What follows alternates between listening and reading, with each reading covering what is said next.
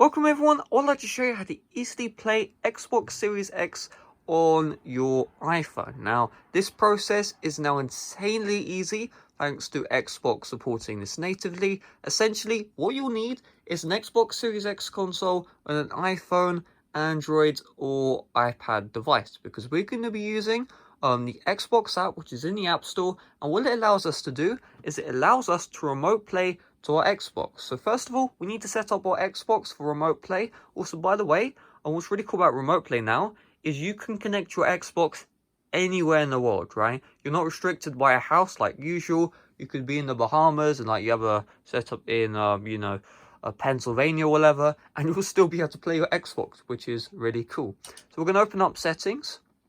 Now we're going to click on devices and connections right here, and I just messed up. There we go. And then you want to click on remote features, and then click on enable remote features.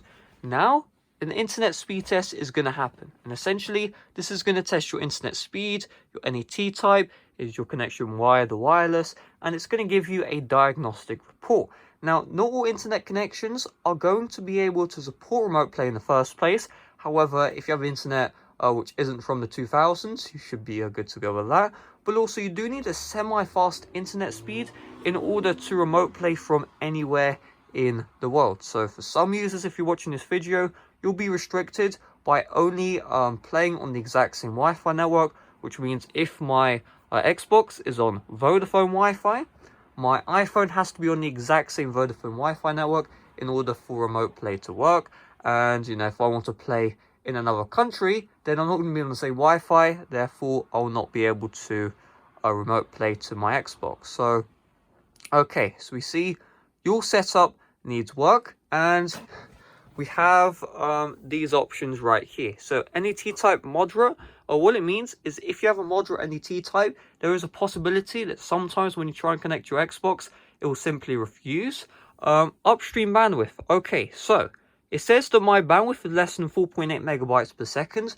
The reason why is because I'm installing Call of Duty Advanced Warfare. Don't ask why I'm doing that in 2021. But my internet is usually faster than 4.8 megabytes per second. However, if you're not installing anything and you see slower than 4.8 megabytes per second, what that means is you are unable to play outside your house. So you're limited to the exact same Wi-Fi network on your phone as your Xbox in order to remote play. Now it says network latency more than 150 milliseconds. This is probably because, again, I'm downloading a game, and so as all the bandwidth is used, I'll have high latency. Usually my latency is under 60. However, if you're just normally running the speed test, nothing's running, and you have a latency for more than 150 milliseconds, you're not going to have a good remote play experience. If yours says, oh, you have a latency of over 60, you should be okay, but over 150, that's not very good. The network type wireless, that literally does not matter. Outbound port open, this must be open, or you won't be able to connect to your Xbox. So there we go, we'll just click on next, close, and now we have successfully enabled remote features. So here's the deal. What we're going to do next is we're going to go on the iPhone, and we're going to open up the App Store.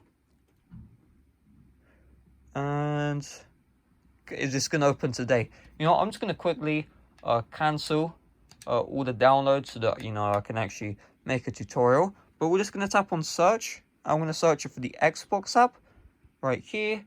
Let me just quickly, I'm going to click on pause all. Lovely. And you see right here, you want to download the Xbox app. I'll put it in the description. The Android and iOS download will be here. So we'll just click on open. There we go. And pause all the downloads, thank God. And then here we go. We're now brought to the Xbox app. So for the first time, you'll be asked to sign in with your Microsoft account. Make sure that the username and password is the exact same as the one on your Xbox, right? And so I've already signed in, so I don't see this. But the final step is just to enable remote play. So we're going to tap on this button right here. And then we'll just wait for this. And we're going to tap on remote play on this device. And now you're going to see this nice spaceship or whatever. But any moment now, you're going to see your Xbox screen on your iPhone, which is really, I mean, that's insanely cool. So we'll just tap on continue anyway. I remember it was giving me all those warnings. You can see after I pause the download, I mean, look how smooth this is right here, right? You can see it's currently streaming at 60 FPS. I would say 720p, just under 1080.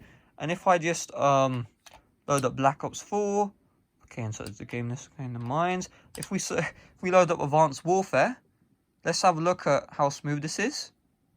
That's really smooth. I mean, look at this. Like, if I just put, that's not, oh no, I didn't want to do that. If I just put them right next to each other,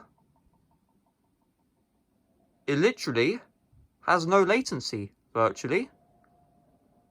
I mean, look, right? That is really smooth. Am I wrong? And so as long as you just have the downloads paused, everything works great.